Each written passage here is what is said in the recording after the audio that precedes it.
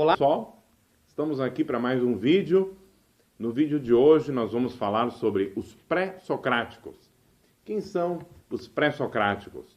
Os pré-socráticos são filósofos, não é? Que se ocuparam com a natureza, a physis, né, para o grego. Physis é um termo que vai muito além da natureza física como nós conhecemos, abarca todas as leis cósmicas, todos os elementos cósmicos e tudo mais, né, para o grego. E esses filósofos, também chamados de cosmólogos, né, eles tinham justamente essa característica de se voltar todo o seu estudo, toda a sua observação para esse mundo natural, para o mundo da physis, né?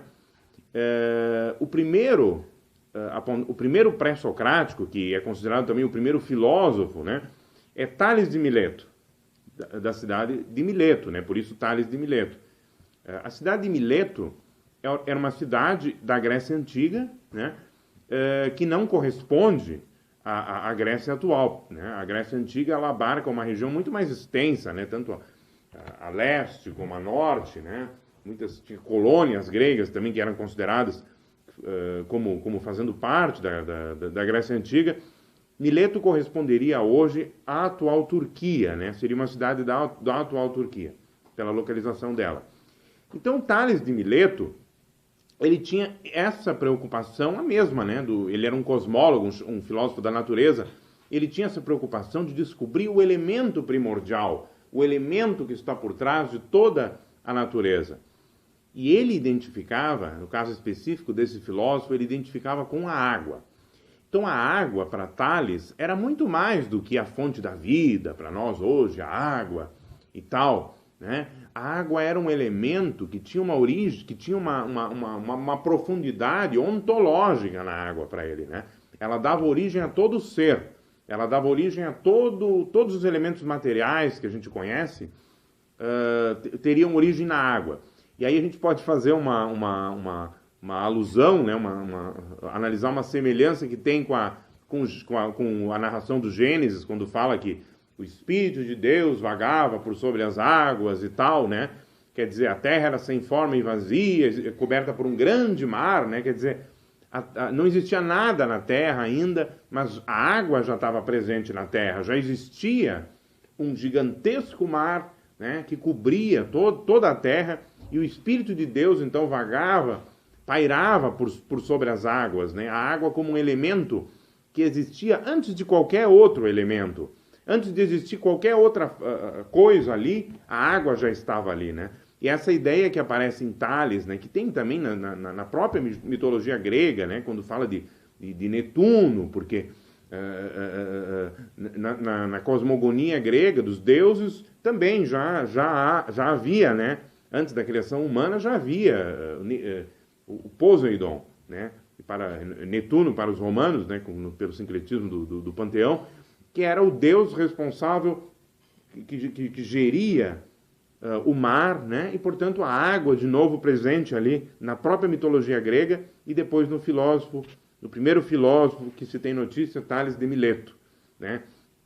Tales era um filósofo, ele era engenheiro, ele era matemático, astrônomo, né? Como era comum naquela época, os pensadores estudavam aí todas as áreas do conhecimento que existia até então, que não era tão vasto, né?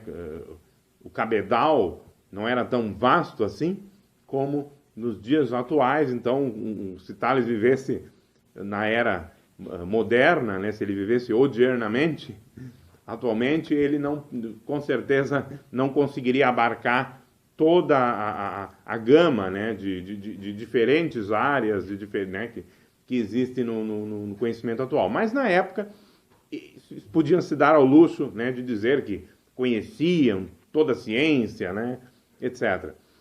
Então o Tales, né, para chegar a essa conclusão aquática, ele viu, né, a água como ela se comportava na natureza, né? Ela evaporava, ia para o estado gasoso, formavam nuvens no céu, depois chovia de novo, né? E os corpos, quando morriam, tanto de animais como vegetais, secavam, né? Portanto, a água era algo que estava presente na vida, estava associada à vida. E com o findar-se desta vida, a água também sumia, né? Sumia. Então, ele via que a semente, não é? Quando regada, brota, quando não regada, fica seca.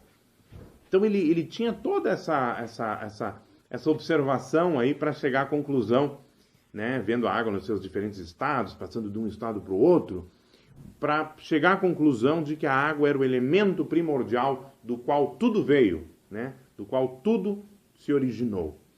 Depois então de Tales de Mileto, nós temos um outro filósofo, né? Também dessa era dos pré-socráticos, que é o Anaximandro. O Anaximandro de Mileto, também da cidade de Mileto, da mesma escola de Tales, né? Só que o elemento que ele dizia que era o elemento do qual tudo, o elemento primordial, era o apeiron. O apeiron, um conceito, né? Que os estudiosos apontam como semelhantes à ideia atual, moderna, né, de Deus. Deus, o ser supremo, infinito, ilimitado, incriado, né?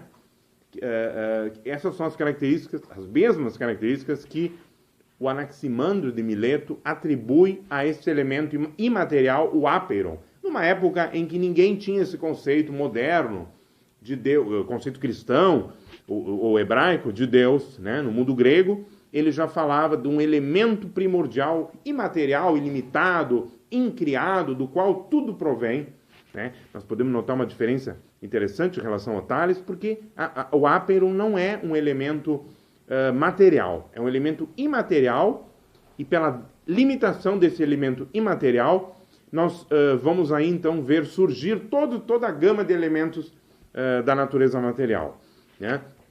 Então, o nosso amigo Anaximandro, ele escreveu sobre astronomia, matemática, geografia, política, né? E muitos outros assuntos, né? Depois nós temos Parmênides, outro pré-socrático, quando se fala em Parmênides, geralmente se fala também em Éfeso, né? Porque eles têm uma filosofia, uma dualidade, um contraponto, né? De uma em relação à outra, porque enquanto Parmênides dizia que o ser, né, tudo que existe, não muda, fica igual sempre, né? Heráclito não, ele falava que o mundo é um eterno devir, eterna transformação, o mundo está em constante mudança. É célebre aquela frase de Heráclito que diz que ninguém pode entrar duas vezes no mesmo rio, porque o rio já não será o mesmo, e o indivíduo que entra também não será o mesmo, né? Não somos os mesmos, né? Ao passar do tempo, vamos mudando, nossas células vão mudando, né? A água do rio também já não é a mesma água, tem outros peixes, né? Tem outras coisas, então a natureza toda muda, tudo está em constante devir, tudo está em constante modificação. Então, para Parmênides, Heráclito, não se pode entrar duas vezes no mesmo rio, né? Uma filosofia. Essas duas correntes filosóficas, tanto de Parmênides como de Heráclito, vão depois compor o pensamento de Platão, porque Platão acreditava numa dualidade, né? Numa natureza dual. De um lado, nós temos o mundo das ideias, o mundo do imaterial, o mundo do eterno, do infinito, do imutável, e nós temos em contraponto o mundo da natureza sensível, né? O mundo dos sentidos, que tem onde está a mudança, né? E tudo mais, né? Muito obrigado, pessoal. Se gostou do vídeo, dê um joinha e se inscreva no nosso canal.